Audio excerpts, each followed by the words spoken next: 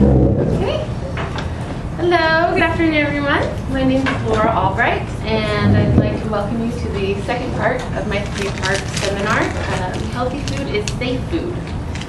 So how many of you do any cooking at home? A lot of you. Well, today I'm going to talk about how to keep you healthy when you're cooking at home. We're going to learn about some proper sanitation, proper cooking temperatures for foods, and how to keep harmful microorganisms out of your food. And finally, we're going to play a fun little game that's going to cover some of this information. So first off, there's invisible danger that can make you sick. What we're going to focus on mostly is bacteria.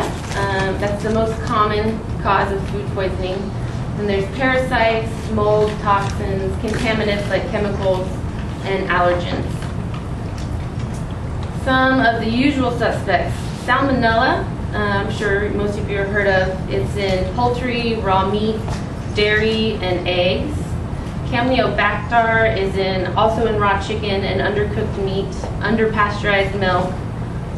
E. coli is a big one I'm sure you've heard of as well. It's in undercooked hamburger and produce, fresh produce. Listeria is also in unpasteurized milk, undercooked meats, soft cheeses, deli meat, and hot dogs. So we're going to talk about 4 easy steps that you can do that will help keep you safe, which is clean, separate, cook, and chill. First step, clean. Wash your hands and do it correctly. Use hot water and soap, and what you want to do is you want to wash for at least 20 seconds, which means you want to sing happy birthday in your head while you're washing your hands, and by the time you're done, your 20 seconds are up and you know your hands are clean. You want to make sure you wash your hands after eating, preparing any food, handling uncooked meat, treating a cut or a burn, coughing, touching animal waste, touching garbage, and the big one, after using the toilet. Surfaces, you want to wash your surfaces and utensils after every use too. A good thing to do is use paper towels when you're cleaning your counters. They're easy to dispose, so you don't have any cross-contamination there. You want to wash your cutting boards. If you can't put them in the dishwasher, you want to use a solution that has at least a tablespoon of bleach to a gallon of water. That'll properly sanitize all your surfaces without leaving residue. Next up, wash your fruits and veggies. You can actually spread bacteria from the outside of the fruits and vegetables into the food when you cut them or peel them, so you always want to wash them. You don't want to use any harsh soaps, however, because they can leave residues when you eat them as well. There's produce detergents on the market that you can use, but other than that, just hot water, just a quick rinse. Don't cross-contaminate, separate. Cross-contamination is when you get some germs from one product or surface to another product or surface, like if you're cutting raw meats on a cutting board and then you cut produce afterwards, those germs are still on that cutting board. So you don't want to mix different cutting boards, even if you're using the same cutting board for raw meat. You don't want to use the same cutting board for, say, seafood and chicken. You want to use different cutting boards altogether because there's different bacteria on those separate meats that you just don't want in a whole big germ pool. You want to use different plates. After you cook, you want to use a different plate than when, say, you're barbecuing. You bring your ribs, you bring whatever to the barbecue. Use a different plate when you take it off the barbecue because all those bacteria is on that plate. Also, replace worn out cutting boards. The grooves and cut marks that you get from knives, those are just hiding places for bacteria, which are very hard to get out even when you wash them. And also you want to be aware of allergens. If someone in your family, someone's coming over for dinner, if you're using something that they're allergic to and you're cutting it on the same cutting board or using the same utensils, they can get sick and have a reaction just from coming into contact with those utensils. You want to separate all those harmful items, the meat, the poultry, the seafood. You want to keep them separated even at the grocery store. Utilize those little plastic bags that they have. They're there for a reason. You don't want those juices to be getting on any of your other products.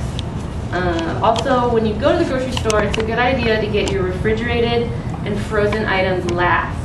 Because while you're shopping around, those items are getting warm, and those that's when bacteria can start to grow even before you even get home and put it in the fridge. And then when it is in the fridge, if you want to look, this is a good, I mean, it has the plate, which is good because that's a raw meat in the fridge. But one thing that people don't think about is you don't want to have your produce or anything that's ready to eat underneath it, because you never know what can drip down. So the proper way that you want to do that is to just put all the raw food at the bottom, things that are ready to eat, things that you may not cook properly above that so they don't drip into it. And also, if you're not planning on eating it within 1 or 2 days, just throw it in the freezer. There's no sense in letting anything happen that you can cross-contaminate and more bacteria can grow. Now cook. Use a thermometer. A lot of people don't, but you can't tell by color or texture of a food whether it's safe to eat.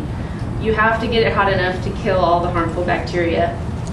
You also want to keep in mind when you're cooking for a party or something like that, you know, keep the hot food hot and don't let it drip into the danger zone, which is between 40 and 140. And also microwave all of your foods thoroughly. A lot of people just put it in for a little while. The center could not have killed all that. Leftovers is one of those things that you don't think about a lot. So you want to also make sure that you're cooking to 165 in the microwave. So this important slide to remember for our game, everyone. The main temperatures you want to think about: fish and steak. The internal temperature that you want to reach when you're cooking those is 145. Ground meat and eggs, 160.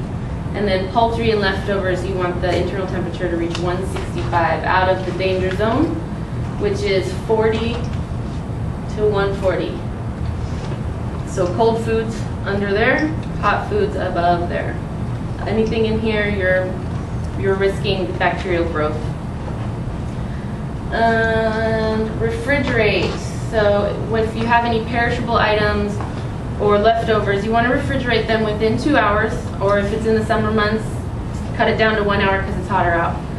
Cold temperatures will slow bacterial growth. Your fridge should be between 40 and 32 degrees. I don't know, a lot of people don't really check what temperature it's at. They just throw things in their fridge and hope that it works.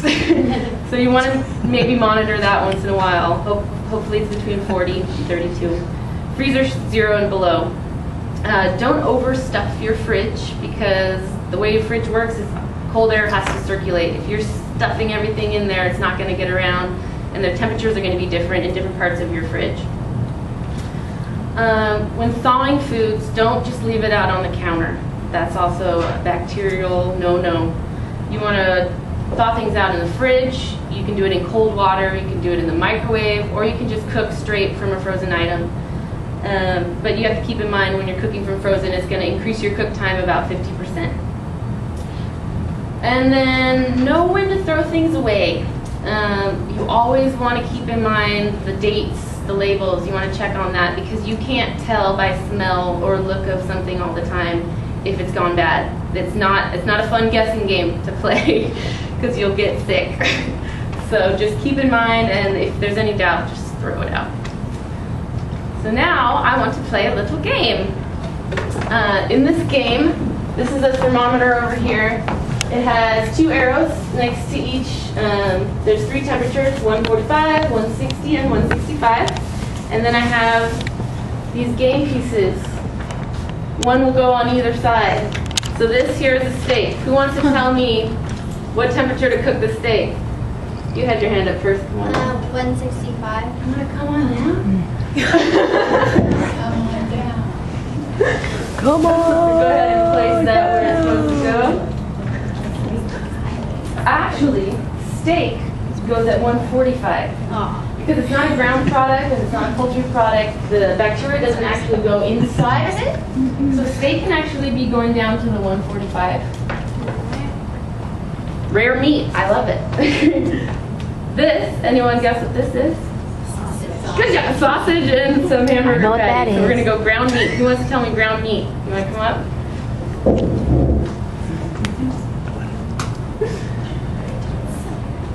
Ground meat. It's been exposed. Bam. Good, 160. Do it. So it's a little bit higher than that because it has been exposed to air and different microorganisms in the process. Next up, we got a little bird. Poultry. Who wants to tell me poultry? You're way in the back. You want me to do it, or you can come on down? Yeah, 165. 165, that's right. Little birdie goes up to 165. There's a big risk. Oh no! There's a big risk of salmonella and other bacteria that grows in poultry. Let's see. We got a fishy. Where does the fishy go? 145. 145. Very good. Very good. Fish is a delicate meat, so most of the heat can transfer very well through it. Leftovers. You in the back, where do leftovers go? 165, that's right. Leftovers can be left out in the danger zone more than you might think. So you want to go to the highest level, just go to 165 to keep it safe. And finally we got eggs. Who knows where the eggs go? You. 145? Oh, man. Eggs go to 160 actually. Eggs also have a very high risk of salmonella, and we want to be safe and cut the eggs out into the 160, a little bit higher. All right, so now that we've played our fun little game, I hope that you guys all learned something from that. Those are very important temperatures to know, not just for your own knowledge, but for the safety of your family and anyone you cook for. So thank you for coming today. And does anyone have any questions for me? How long can we keep leftovers in the fridge? It varies kind of from different meats and different items, but the rule is anything after 5 days you basically want to throw out. Some go for 3, but mostly 5. What if you like your eggs over easy? For the most part, because they're thinner, you'll be okay, and it will kill most of it. Okay. But I guess you're at your risk. But I mean, if you're in doubt, just throw a little thermometer in there. Get one of those laser ones. But I mean, I've never heard of anyone getting sick too much from, as long as they're cooked. It's the raw eggs and everything else they have to worry about. All right, my assist team they're going to pass out a little evaluation for today's presentation. I really appreciate your feedback, and have a great rest of the day. Thank you so much for coming.